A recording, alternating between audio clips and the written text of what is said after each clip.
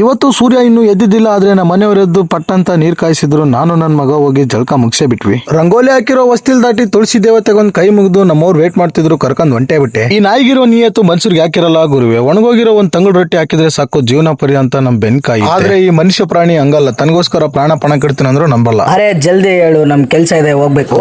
Okay ಇವತ್ ನಾವು ಬಂದ್ವಿ ಆನಂದ್ ಥಿಯೇಟರ್ ಹತ್ರ ಇರೋ ನೀಲಕಂಠೇಶ್ವರ ದೇವಸ್ಥಾನಕ್ಕೆ. ಇಲ್ಲಿ ಒಳ್ಳೊಳ್ಳೆ ಮೂರ್ತಿ ಕೆತ್ತನೆಗಳಿವೆ, ದಯವಿಟ್ಟು ಒಮ್ಮೆ ವಿಸಿಟ್ ಕೊಟ್ಟು ನೋಡಿ. ಇದು ಒಂಥರ ನಂಬಿಕೆ ಅಂತೆ, ಮನೆಯವ್ರು ಹಚ್ಚಿದ್ರು, ನನಗ್ ಗೊತ್ತಿಲ್ಲ. ಅಕ್ಕ 10 ಸೆಕೆಂಡ್ ಹಾಡಾಡ್ತಾರೆ, ಕೇಳಿಸ್ಕೊಳ್ಳಿ.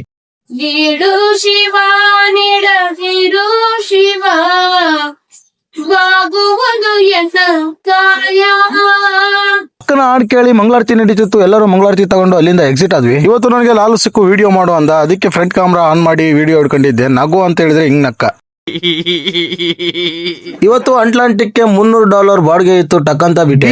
ಫಂಕ್ಷನ್ ಹಾಲ್ ಹತ್ರ ಬ್ರೋ ಮ್ಯಾರೇಜ್ ಇತ್ತು, ಹ್ಯಾಪಿ ಮ್ಯಾರೇಜ್ ಲೈಫ್ ಅಂತ ಹೇಳಿ ಒಂದು ಊದಿನ ಕಡ್ಡೆ ಹಚ್ಚಿದೆ. ಇವತ್ತು ಒಬ್ಬ ವ್ಯಕ್ತಿನ ಮೀಟ್ ಆಗೋದಿತ್ತು, ಯಾರಂತ ಮುಂದೆ ಹೇಳ್ತೀನಿ. ಹೋಗೋ ಅಷ್ಟರಲ್ಲಿ 2 ಲೈನ್ಸ್ ಹೇಳ್ತೀನಿ ಕೇಳಿ. ಈ ನಮ್ ಬದುಕು ಹೆಂಗಾಗೈತಪ್ಪ ಅಂತಂದ್ರೆ, ಸ್ಟೇರಿಂಗು ನಮ್ ಕೈ ಹಸ್ತದಲ್ಲಿದ್ರೆ ಜೀವನ ಮಸ್ತಾಗಿ ನಡೆಯುತ್ತೆ. ಅದೇ ಸ್ಟೇರಿಂಗ್ ಬಿಟ್ರೆ ಅರ್ಧ ಊರ್ ಬಾಗ್ಲೋಗೋ ಪರಿಸ್ಥಿತಿ ಬರುತ್ತೆ. ಬೆಳಕು ಕತ್ಲು ಅಂದ್ರೆ ಗಾಡಿ ಓಡಿಸಿದ್ರೆ ಜೀವನ ಎಂಬ ದೋಣಿ ಸಿಗುತ್ತೆ. ಒಂದೊಂದೇ ಕಿಲೋಮೀಟರ್ ತಲುಪ್ತಾ ಇದ್ದಂಗೆ ಪ್ಯಾಸೆಂಜರ್ ಸಂತೋಷ ನೋಡ್ತೀವಿ, ಆದ್ರೆ ಅವರನ್ನ ಶೇಪ್ ಆಗಿ ಮುಟ್ಟಿಸ್ಬೇಕನ್ನೋ ಜವಾಬ್ದಾರಿ ನಾವು ಒತ್ತಿರ್ತೀವಿ.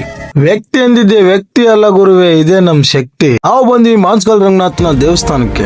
ರಂಗನಾಥ ಸ್ವಾಮಿ, ನಿನ್ನ ಪಾದದ ನೆರಳಿನಲ್ಲಿ ನಿಂತವನ ಬದುಕು ಯಾವತ್ತು ಖಾಲಿ ಮಾಡಬೇಡ ತಂದೆ.